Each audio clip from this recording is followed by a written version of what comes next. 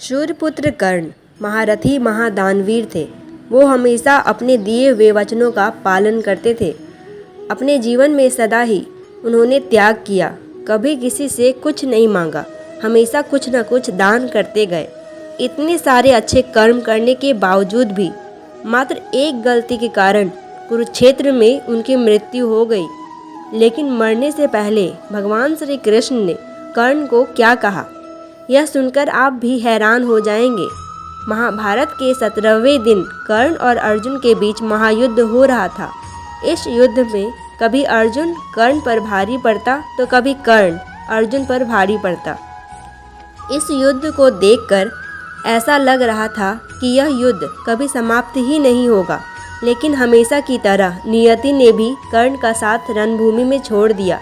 श्राप की वजह से उनके रथ का पहिया धरती में धंस गया।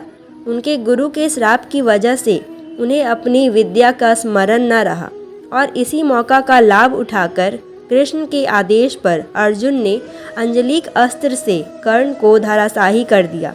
कर्ण को कष्ट में देखकर भगवान श्री कृष्ण को बहुत दुख हुआ, क्योंकि कर्ण भले ही अधर्म के पक्ष में युद्ध कर रहे थे, लेकिन उन्होंने सदा ही धर्म का पालन किया। कर्ण के ऐसे हालात को देखकर अर्जुन बड़ा खुश हुआ कि अब कौरवों की हार निश्चित है। कर्ण के बिना दुर्योधन कुछ नहीं कर सकता। कर्ण जब अंतिम सांस ले रहे थे तब अर्जुन भगवान श्री कृष्ण से कहते हैं, देखिए माधव, जिस कर्ण को आप महान समझते थे, जिसके धनुर्विद्या का आप गुणगान करते थे, वो आज मेरे सामने धराशायी हो गया। देखिए, वो आज मेरे बाणों के कारण अपनी मृत्यु के द्वार पर खड़ा है। ये बात सुन भगवान श्री कृष्ण ने बोला, हे पार्थ, तुम शायद नहीं जानते कि कर्ण का वध तुमने नहीं किया, उनके गुरु के दिए श्रापों ने किया है। हे पार्थ, तुम नहीं जानते कि तुम्हारे रथ पर मैं और पवन पुत्र हनुमान नहीं होते तो तुम कर्ण के आगे एक क्षण भी टिक ना पाते। हे पार्थ, तुम कर्ण के दान देने की आदत को समझो और इस विजय को उसका दान ही समझो। तब अर्जुन भगवान श्री कृष्ण से कहता है कि अगर कर्ण सच्चा दानवीर होता तो धर्म उसकी रक्षा अवश्य करती, किंतु ऐसा कुछ नहीं हुआ माधव। अर्जुन की ये बात सुनकर भगवान श्री कृष्ण बोले कि पार्थ, तुम कर्ण की दानवीरता पर शक कर रहे हो। चलो, तुम्हें आज कर्ण की दानवीरता दिखाता हूँ। तब श्री कृष्ण और अर्जुन ने ब्राह्मण का भेष धारण करके कर्ण के सामने आए।